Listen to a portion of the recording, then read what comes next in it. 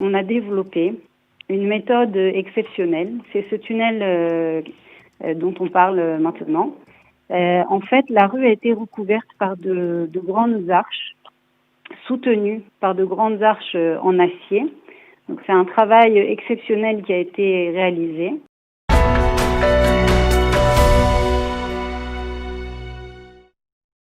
Et sans transition, eh bien, nous allons nous taper un peu sur l'épaule, on va dire, du côté du tourisme et du côté de l'archéologie, deux secteurs qui sont, on va dire, plutôt paralysés en ce moment en raison, bien entendu, de l'épidémie également. Nous allons parler avec Dodi Lesgold. Dodi, bonjour. Bonjour, Boker Boker Tov. Tov, merci d'être avec nous ce matin. Vous êtes guide et vous êtes guide en particulier à la Ir David, à la cité dans la cité de David qui s'est vue récompensée par un prix international, le prix du tunnel, on va dire du plus beau tunnel, ou alors si on peut le dire comme ça, qui a été creusé, peut-être un prix international qu'il a distingué il y a quelques jours. Il s'agit de ce tunnel qui relie, on va dire, la cité de David au parc de Davidson, en contrebas, vraiment à quelques mètres du Kotel Amaravi. Alors, expliquez-nous d'abord de quoi s'agit-il? Quelle est la nature de ce prix? Tout à fait.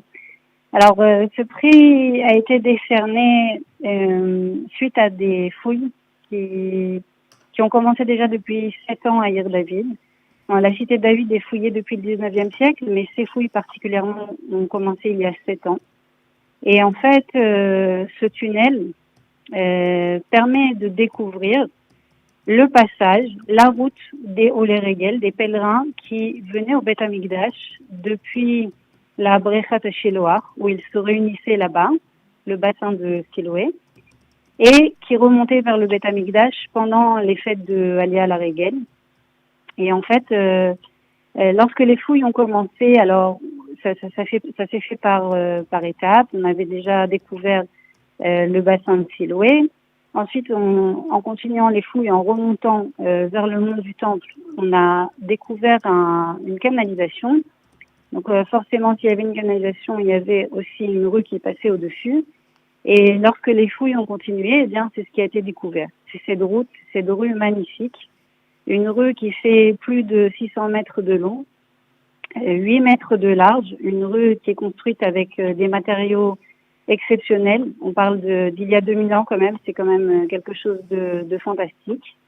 Maintenant, ce qui s'est passé, c'est que on voulait à tout prix découvrir cette rue d'un bout à l'autre. Mais depuis 2000 ans, eh bien, la vie moderne s'est construite à Jérusalem. Et il y a tout un quartier, des habitations, des maisons, il y a toute une vie. Donc, Le pour quartier, on peut fouiller, parler, c'est le quartier de Silouane qui est un tout à quartier fait, donc arabe en contrebas des murailles de la vieille ville. tout à fait. Le quartier de Silouane et le quartier de Silouane qui comprend aussi en fait le site d'Ir David, d'accord, qui est inclus vraiment au milieu de ce même quartier. Et il faut savoir que ces derniers temps, on va dire depuis plus de 20 ans, le site n'a fait que se développer. Et c'est vrai qu'au niveau touristique, c'est un lieu qui est très, très visité. Aujourd'hui, un groupe de touristes qui vient en Israël et qui se rend à Jérusalem, en général, il y a forcément au programme une visite à Ir David.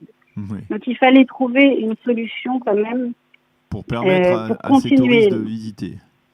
Tout à fait, pour permettre aux visiteurs d'arriver sûrement, pour permettre aux gens qui habitent là-bas de continuer à vivre dans des conditions normales, sans bien sûr entraîner quelconque désagrément au milieu des fouilles. Et voilà que, en fait, on a développé une méthode exceptionnelle. C'est ce tunnel dont on parle maintenant. En fait, la rue a été recouverte par de grandes arches, soutenues par de grandes arches en acier. Donc c'est un travail exceptionnel qui a été réalisé. Et tout le long des fouilles, en fait, à chaque fois, on ajoutait des arches, on continuait de déblayer. Et c'est ainsi que, au fur et à mesure, on a déjà, sur plus de 600 mètres de rue que je vous disais, on a déjà découvert 400 mètres de rue. Alors, la grande récompense, on va dire, c'est surtout aussi, c'est vrai que déjà c'est très impressionnant d'être là-bas, de se dire que il y a 2000 ans, nos pères marchaient exactement au même endroit, et c'est le chemin qui les menait vers le Beth Amikdash. Ça, c'est toujours très émouvant. Mais aussi, c'est de voir cette technologie empruntée au détail près, de façon vraiment très précise. Il y a un système qui a été mis au point, et une équipe extraordinaire qui a travaillé vraiment, qui travaille encore jusqu'à présent jour et nuit pour permettre de continuer à découvrir ce chemin extraordinaire. Alors, ce tunnel, on peut le voir pour nos auditeurs ou téléspectateurs qui nous regardent aussi en vidéo. C'est un tunnel, donc on voit ces arches, on voit ce tunnel. C'est une structure qui est exceptionnelle au monde, on va dire. C'est rarissime qu'il y ait des tunnels de cette envergure. Tout à fait. C'est quelque chose qui a été élaboré ici en Israël, qui a été conçu spécialement pour la route des pèlerins. Et le projet, en fait, a été présenté parmi 170 projets sur 54 pays au monde. Et c'est le projet du tunnel d'Ir David, de la route des pèlerins, qui a gagné justement ce concours la semaine dernière. Et je pense que non seulement c'est quelque chose d'extraordinaire pour Jérusalem, pour la capitale de l'État d'Israël, mais c'est aussi quelque chose de magnifique au niveau national, de savoir que cette construction, d'abord très bien élaborée, va permettre aussi aux prochains visiteurs, on l'espère, seront nombreux pour l'année à venir, de traverser ce passage, et en plus de voir le travail extraordinaire des ingénieurs ici en Israël. Je crois que c'est deux choses qui se relient et qui...